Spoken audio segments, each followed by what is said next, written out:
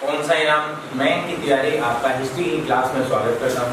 दोस्तों, हम मौर्य साम्राज्य में अशोक को पढ़ रहे थे। अशोक के आज हम अभिलेख और शिलालेख और इसके बाद फिर आगे मौर्य साम्राज्य को देखेंगे। तो हेडिंग डाल लीजिए अशोक के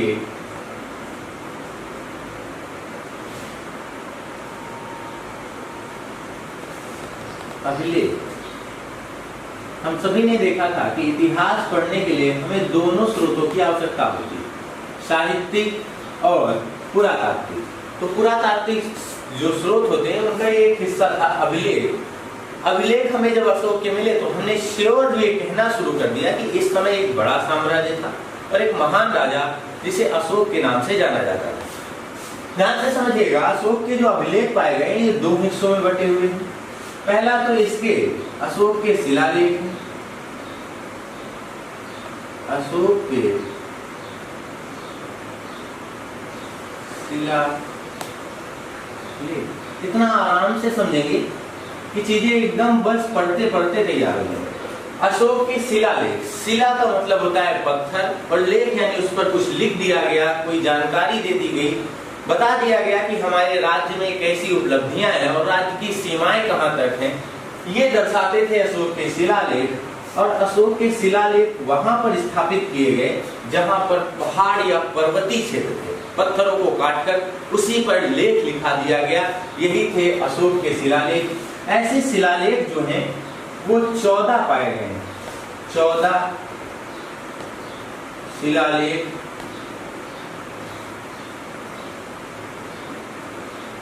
प्राप्त हुए, यानी 14 ऐसी पहाड़ियों पर कुछ ना कुछ अशोक ने लिखवा दिया, चाहे वो नेपाल की पहाड़ियां या भारत में जो क्षेत्र हैं उनकी पहाड़ियां, पाकिस्तान के क्षेत्र में पड़ने वाले उन सभी जगहों पर अशोक ने ऐसा कराया है।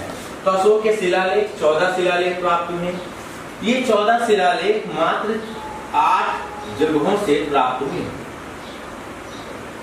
जैसे एक एक पहाड़ी पर 2-2 शिलालेख स्थापित करा दिए, तो जगह जो है वो सिर्फ 8 है और शिलालेख की संख्या 14 है। तो पूछा जाता है अशोक के शिलालेख कितने हैं, तो 14। कितनी जगहों से प्राप्त किए गए, तो जगहों की संख्या है 7। इसके बाद संपूर्ण भारत में यानी संपूर्ण अशोक के साम्राज्य में जरूरी नहीं था कि चारों तरफ सिर्फ शिलालेख ही हो, यानी पर्वत ही हो या पहाड़ ही हो। तो जहां पर पर्वत या पहाड़ नहीं थे, जैसे राजस्थान यानी रेगिस्तान का क्षेत्र, तो उन जगहों पर अशोक ने अपने स्तंभ लेख लिखवा दिए, यानी पत्थर का एक टुकड़ा गड़वा दिया और उस पर कुछ ना कुछ लिखवा दिया। यही कहे गए अशोक के स्तंभ लेख। अशोक के स्तंभ यानी स्तंभ एक गड़वा दिया गया और उस पर लेख लिखवा दिया गया। ऐसे हैं अशोक के स्तंभ लेख। स्तंभ लेख जो है उनकी कुल संख्या 7 है।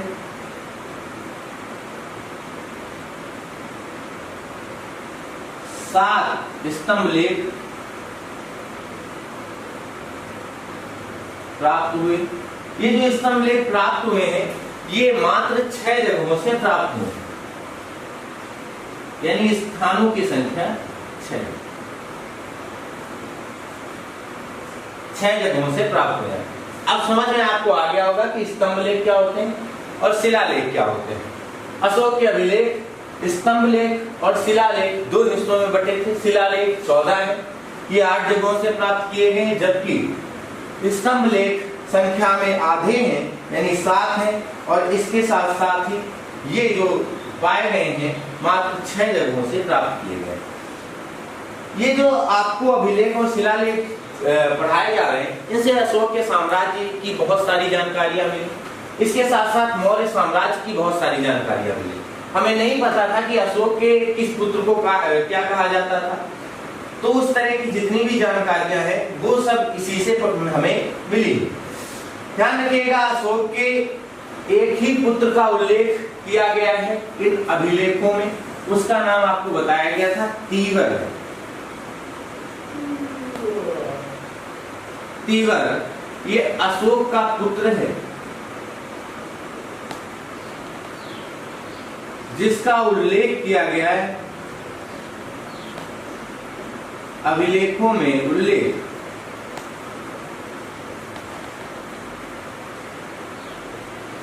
अभिलेखों में उल्लेख, मात्र एक ही पुत्र का उल्लेख किया गया है, इसका नाम तीवर है। इसकी माता जो थी कारुआ की, उसने कुछ दान कार्य किए हैं इलाहाबाद में, जिस कारण इसका नाम एक तरह से अभिलेखों में लिखा गया है। इसके बाद अभिलेखों में दूसरा प्रश्न पूछा जाता है कि अशोक को अभिलेखों में किस नाम से जाना गया? अभिलेखों में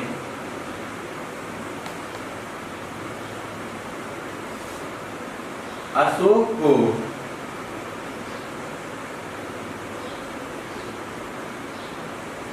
देव नाम प्रियदर्शी, इस नाम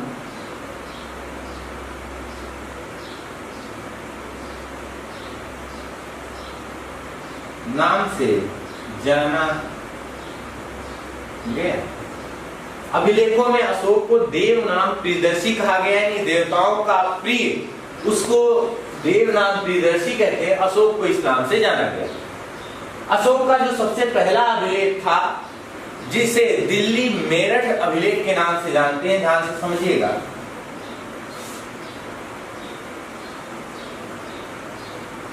दिल्ली मेरठ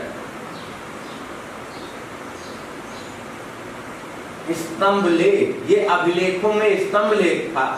दिल्ली मेरठ स्तंभ लेख, जिसे आपने पहले पढ़ चुके हैं आप सभी, कि फिरोज शाह तुगलक लेकर के आया था फिरोज शाह कोटला में। तो ध्यान रखिएगा, दिल्ली मेरठ जो स्तंभ लेख है, सबसे पहले यही खोजा गया है अशोक के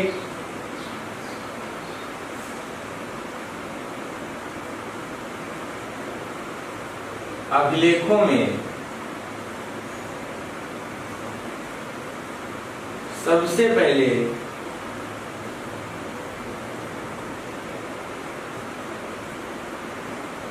यही खोजा गया, सबसे पहले यही खोजा गया। इसकी खोज करने का श्रेय दिया जाता है 1750 ईस्वी में इसकी खोज हुई थी। एक अंग्रेज ने खोज की थी, जिसका नाम टी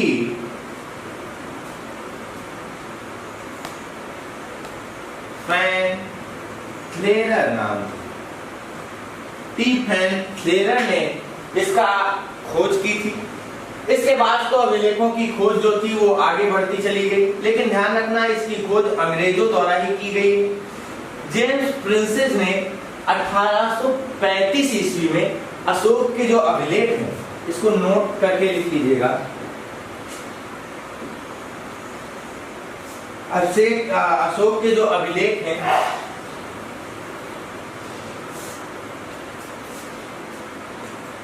(1835) ईस्वी में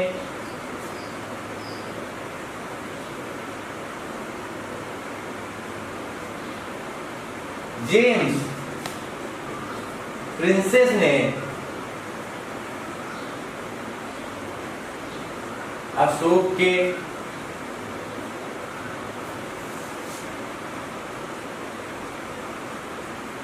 अभिलेखों को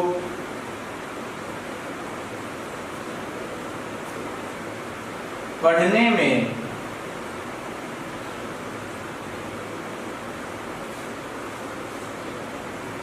सफलता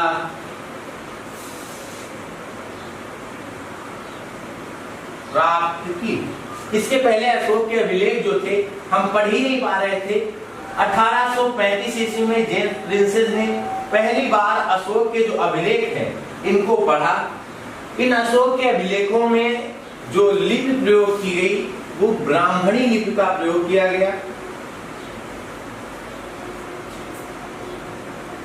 ब्राह्मणी लिपि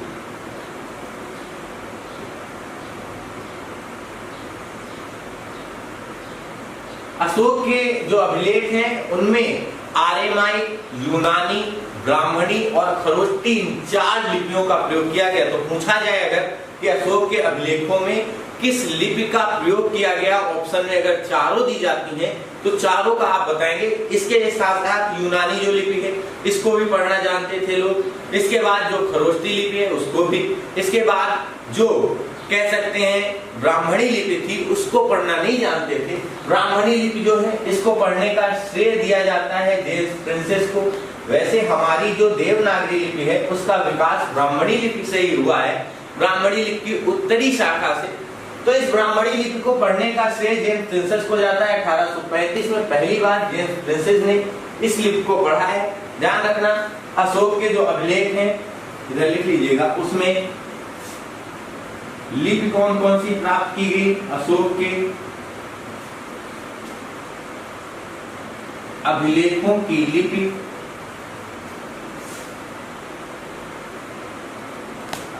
में, अभिलेखों में प्रयोग लिपि,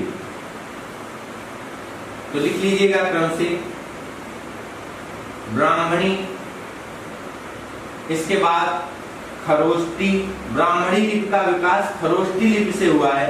ब्राह्मणी लिपि ए बी सी डी ऐसे यानी बाएं से दाएं चलती है, जबकि खरोष्टी लिपि जो है वो,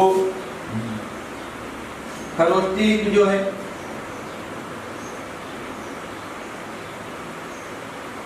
खरोष्टी लिपि जो है वो चलती है उल्टा, दाएं से बाएं, जैसे ए बी सी डी इस तरह से, यानी वो दाएं से बाएं चलती है। खरोष्टी लिपि दाएं से बाएं चलती है, जबकि ब्राह्मणी लिपि बाएं से दाएं। दोनों में बस इतना ही अंतर है। ब्राह्मणी लिपि का विकास खरोष्टी से हुआ है। खरोष्टी लिपि को गधे के मुख के आकार की लिपि भी कहा जाता है, क्योंकि इसको उल्टा बोलते हैं लोग। इसके साथ साथ ध्यान रखना इस ब्राह्मणी लिपि से विकास हुआ है देवनागरी लिपि को, जिसका पहला प्रयोग गुजरात के नागर ब्राह्मणों ने किया था। यही थी देवनागरी यानी नागरी लिपि या देवनागरी लिपि। इसके बाद तीसरी लिपि जिसका प्रयोग किया गया उसे आर्यमाइक लिपि के नाम से जानते हैं, ये भी लिपि है। और चौथी लिपि थी जिसे यूनानी लिपि के नाम से जानते थे। तो इस प्रकार करके 4 अशोक के अभिलेखों में लिपियों का प्रयोग मिलता है। यूनानी लिपि वही है जहां से सिकंदर आया था, क्योंकि आपको पता है मौर्य साम्राज्य के संस्थापक चंद्रगुप्त मौर्य ने सिकंदर के उत्तराधिकारी सेल्यूकस को पराजित किया। तब से भारत में यूनानी जो लिपि थी उसका प्रचलन शुरू हुआ और इस प्रकार चारों लिपियों का प्रयोग अशोक के अभिलेखों में मिलता है। इन 3 को पढ़ना हम जानते थे, लेकिन हमें ब्राह्मणी लिपि को पढ़ने का पहला जो श्रेय दिया जाता है वो जेम्स प्रिंसेस नाम के एक अंग्रेज को दिया जाता है। इस तरह करके अभिलेखों में अशोक को ध्यान रखना देव नाम प्रियदर्शी के नाम से जाना गया। तो इस तरह करके अशोक के अभिलेख थे। अब अशोक के जो ये अभिलेख पाए गए हैं ये 2 हिस्सों में बटे हैं। पहले ही आपने देख लिया, पहले 14 शिलालेख और इसके बाद फिर आएंगे हम स्तंभलेख पर। तो चलिए हेडिंग डाल लीजिए अशोक के 14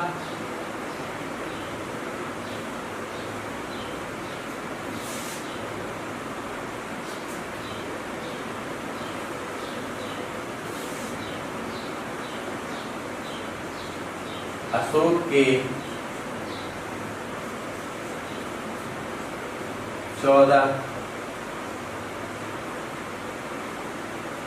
शिलालेख। ये बहुत महत्वपूर्ण है, इसलिए इनको हमें पढ़ना ही पड़ेगा। एक तरफ लिख लीजिएगा शिलालेख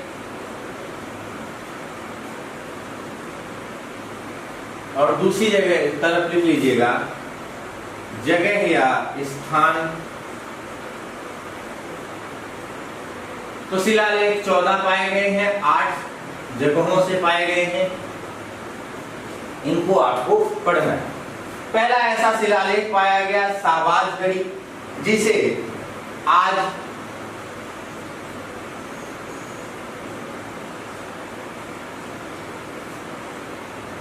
साबाजगढ़ी, जिसे पेशावर पाकिस्तान में अशोक ने स्थापित कराया था। इसके बाद दूसरा और एक पाकिस्तान में शिलालेख स्थापित कराया अशोक ने, जिसे मानसेहरा के नाम से जानते हैं। मानसेहरा शिलालेख ये भी पाकिस्तान में प्राप्त किया गया और ये जगह का नाम है हजारा ये भी पाकिस्तान में है। ध्यान से समझिएगा, दो ऐसे शिलालेख जो पाकिस्तान में स्थापित है, मात्र दो ही। तो ध्यान रखना कौन सा, एक शाहबाजगढ़ी का और दूसरा मानसेहरा का। इसके बाद जो तीसरा शिलालेख अशोक का पाया गया वो कलसी है, जिसे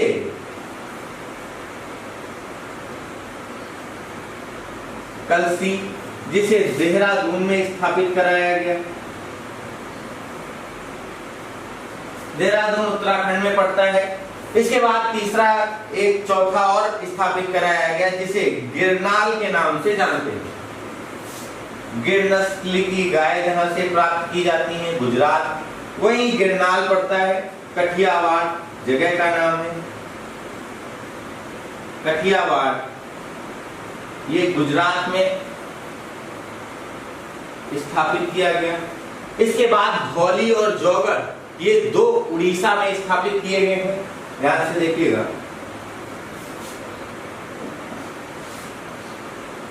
धौली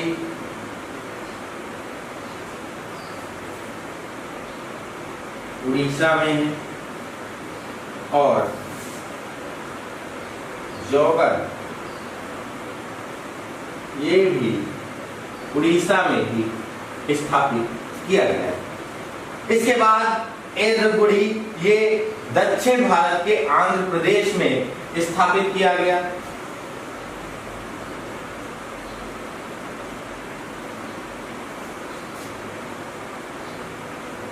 आंध्र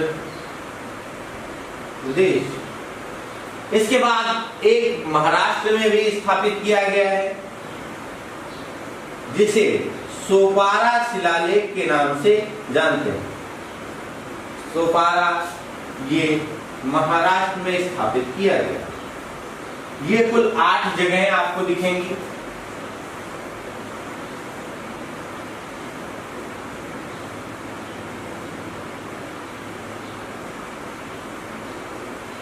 ये आपको 8 जगह दिख रही हैं। इन जगहों से अशोक के जो शिलालेख पाए गए हैं वो प्राप्त किए गए हैं। संख्या में ये 14 है। जैसे गुजरात के गिरनाल में ही 2 शिलालेख स्थापित किए गए हैं, इसी तरह इनमें भी कई जगह पर 2-2, 3-3 स्थापित किए गए। ध्यान रखना इनकी संख्या 14 है और जगह 8 है। इन 8 जगहों से पूछा जाएगा बताओ इनमें से किस जगह से अशोक के शिलालेख नहीं प्राप्त किए गए, तो आप आराम से बता सकते हैं। तो ध्यान रखिएगा 8 जगहों से प्राप्त किए गए। इसके बाद अशोक के जो अभिलेख हैं इनमें कुछ ना कुछ निर्देश दिया गया है। तो ध्यान से देखिएगा, अशोक के एक तरफ लिख लीजिएगा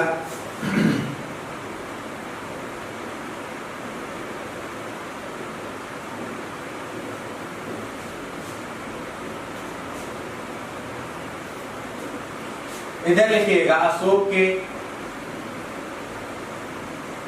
क्यों आखिर उसने स्थापित कराई। ये तो जगह थी जहां से अशोक के अभिलेख प्राप्त किए गए। तो अशोक के जो अभिलेख थे उनमें कुछ ना कुछ नया किया गया होगा, कोई विशेषता रही होगी। जैसे कुछ में निर्देश दिए गए लोगों को डांटने के लिए, या कुछ में और विशेष चीजें बताई गई। तो ध्यान से देखिएगा, एक तरफ लिख लीजिएगा अशोक के अभिलेख,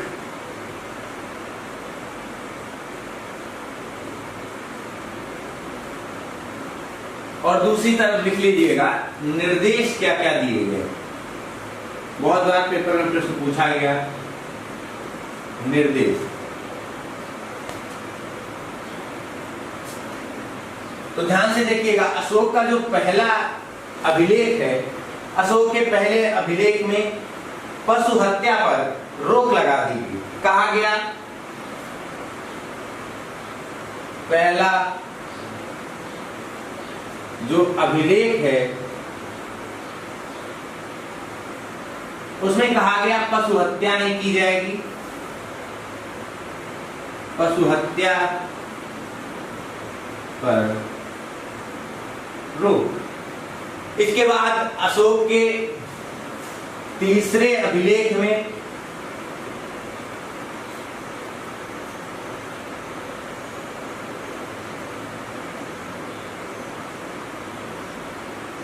निर्देश दिया गया, तीसरे अभिलेख में, कि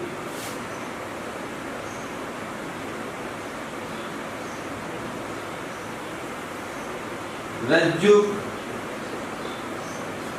प्रतिष्ठा,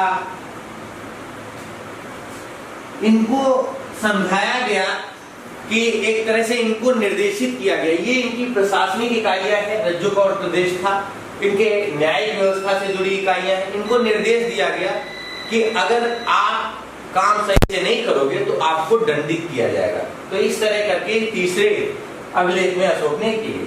फिर इसके बाद में छठा आता है, जिसमें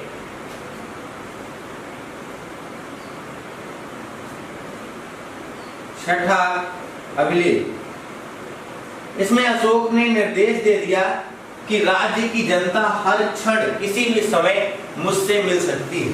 तो हर क्षण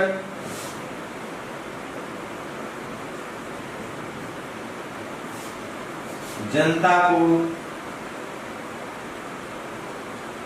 मिलने का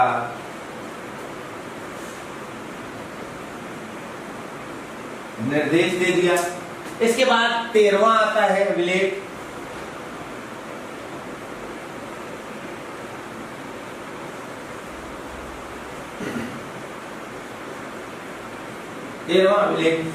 इस 13वें अभिलेख में अशोक ने कलिंग विजय का उल्लेख किया। बहुत बार पेपर में प्रश्न पूछा गया कि अशोक ने कलिंग विजय का उल्लेख अपने किस अभिलेख में किया है, कहां से इसके बारे में जानकारी मिलती है।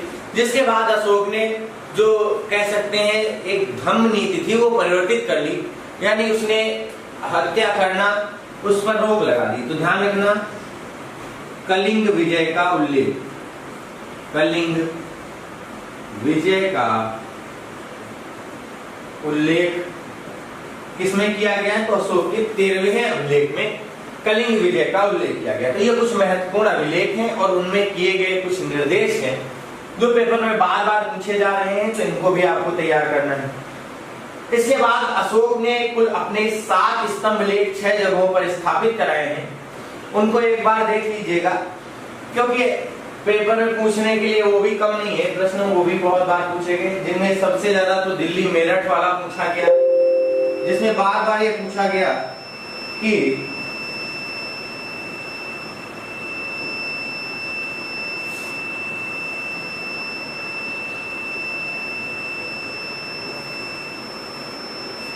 दिल्ली, लिख लीजिएगा, स्तंभ लेख। स्तंभ लेख जो है वो प्राप्त किए गए 6 जगहों से, 6 जगहों से। टोटल स्तंभ लेख 6 जगहों से प्राप्त किए गए, लेकिन ध्यान रखना है जो स्तंभ लेख है इनकी संख्या जो है वो 7 है। संख्या में 7 हैं और टोटल 6 जगहों से ये प्राप्त किए गए। इनमें दिल्ली टोपरा और दिल्ली मेरठ शिलालेख वही शिलालेख है जिसे फिरोज शाह तुगलक लेकर के आया था। ध्यान से समझिएगा, रोजगार देने के लिए वो जानता था इतने ज्यादा रोजगार नहीं दे सकते, तो बहुत बड़े शिलालेख होते थे, स्तंभ लेख होते थे। तो उनमें से दिल्ली मेरठ और दिल्ली टोपरा, ये स्तंभ लेख 2 हैं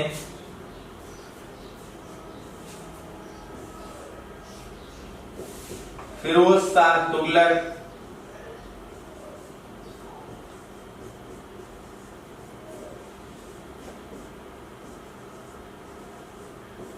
ये लेकर दिल्ली आया, दिल्ली लेकर आया। इन्हें इन्हीं नामों से जाना जाता है, कंफ्यूजन वाली कोई चीज नहीं है। 2 स्तंभ लेख हैं, एक दिल्ली मेरठ और एक दिल्ली टोपरा, जिसे फिरोज शाह तुगलक दिल्ली लेकर आया था। तो इस तरह करके आपको ध्यान रखना है। इसके बाद सबसे प्रसिद्ध प्रश्न है जिसे सारनाथ का स्तंभ कहते हैं, सारनाथ का अशोक स्तंभ कहते हैं। ध्यान रखना ये स्तंभ लेख है, शिलालेख नहीं, दोनों में अंतर होता है और वो अंतर आप अच्छे से समझते हैं। अभी आपको बताया गया, तो ध्यान रखना, हेडिंग डाल लीजिए सारनाथ का अशोक स्तंभ, सारनाथ का अशोक स्तंभ जिसे भारत सरकार ने राजकीय चिन्ह के रूप में प्रयोग करने के लिए एक अनुमति दी थी जब देश आजाद हुआ। सारनाथ का अशोक स्तंभ। अब जरा देखिएगा, स्तंभ आपको बताया गया, ये आपको सबको पता है, लेकिन जो प्रश्न इस पर पूछे जाते हैं वो जरा देखिएगा। एक तो ये हमारा राजकीय चिन्ह है, दूसरा इसे रानी का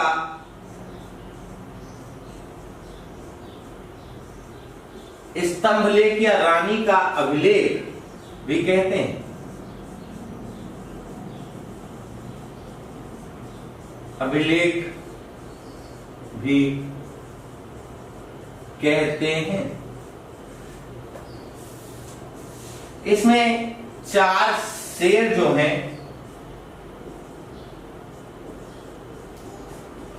दर्शाए गए हैं,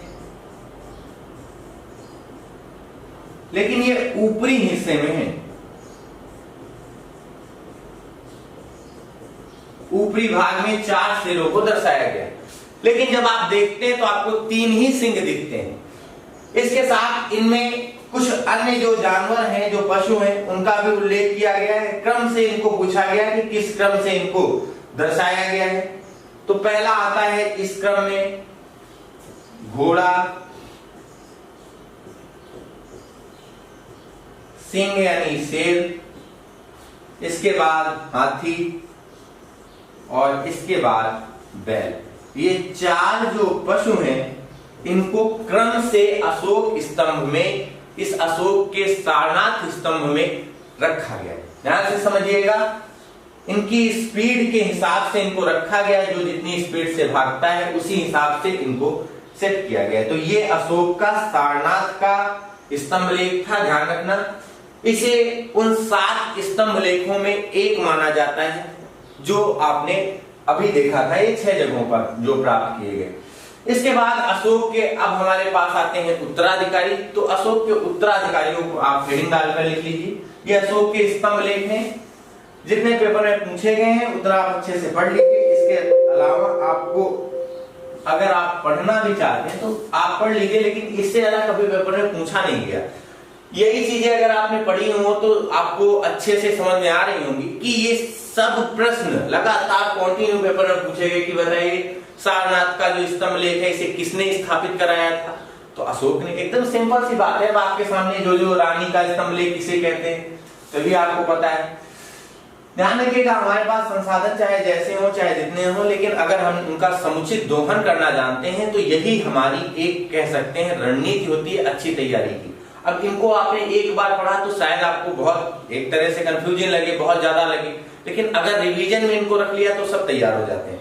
इसके बाद हेडिंग डाल लीजिएगा अशोक के उत्तराधिकारी। अब अशोक के उत्तराधिकारियों के बारे में देख लीजिए।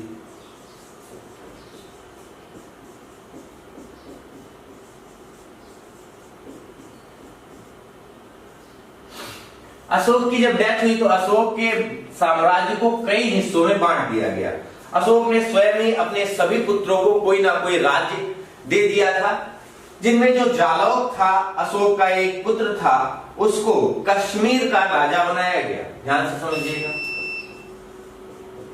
जालौक को कश्मीर का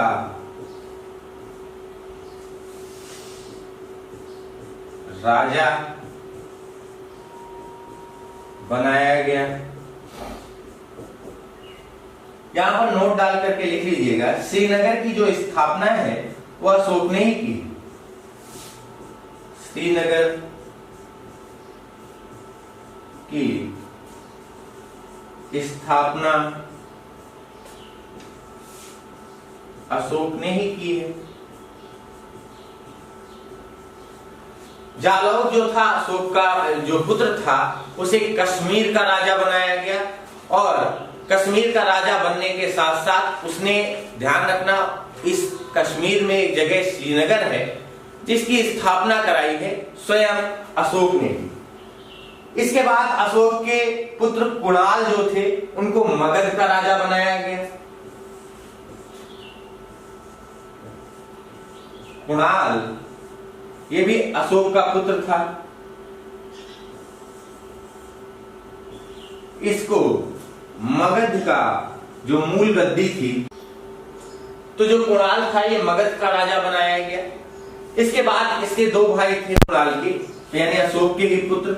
एक का नाम था दशरथ, ये आजीवक मत का मानने वाला था, आजीवक मत को मानता था। इसके बाद इसका एक भाई था जिसे संप्रति के नाम से जानते हैं, इसके अभिलेखों में उल्लेख नहीं है, लेकिन तत्कालीन इतिहास में उल्लेख मिलता है।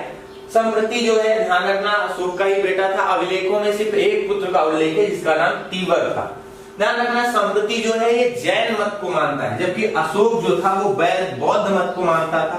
तो ध्यान रखना, अशोक का एक बेटा जो जैन मत का अनुयायी था, उसका नाम संप्रति था। ये अशोक के साथ रहते थे, दोनों मगध कुणाल के साथ ये रहते थे, जो मगध की गद्दी में कुणाल की मदद करते थे। तो इस तरह करके अशोक की उत्तराधिकारी थे। आगे चल करके धीरे धीरे ऐसे ही चलता रहा। बृहदत्त को मौर्य वंश का आखिरी राजा बताया जाता है, जिसे उसी के ही सेनापति पुष्यमित्र शुंग द्वारा हत्या कर दी गई।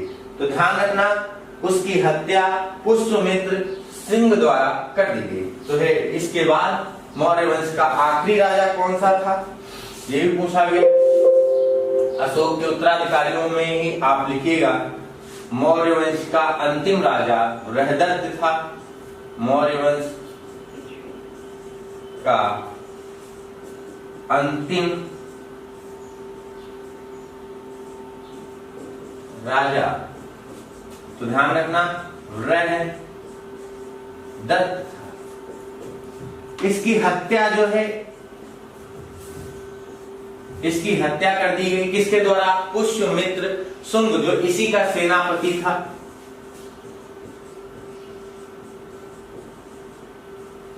इसके सेनापति पुष्यमित्र शुंग द्वारा कर दी गई। और फिर आगे चलकर इस पुष्यमित्र सिंह ने मौर्य वंश के बाद शुंग वंश की स्थापना की। तो अब आपको इसके बाद पढ़ना है शुंग वंश, मौर्य वंश समाप्त। यहां तक मौर्य वंश था। इसके बाद मौर्य वंश से जुड़ी हुई कुछ चीजें और पूछी जाती हैं कि मौर्य साम्राज्य कैसे काम कर रहा था, सामाजिक स्थिति, आर्थिक स्थिति, इस समय कर व्यवस्था कैसी थी। तो इसको हम अगली क्लास में देख लेंगे। बहुत महत्वपूर्ण प्रश्न है जो पूछे जाते हैं। चलिए इतना तैयार करके आइएगा, इसके बाद अगली क्लास में हम यहीं से कंटिन्यू करेंगे। तब तक के लिए आप सभी का धन्यवाद। Best of luck all of you.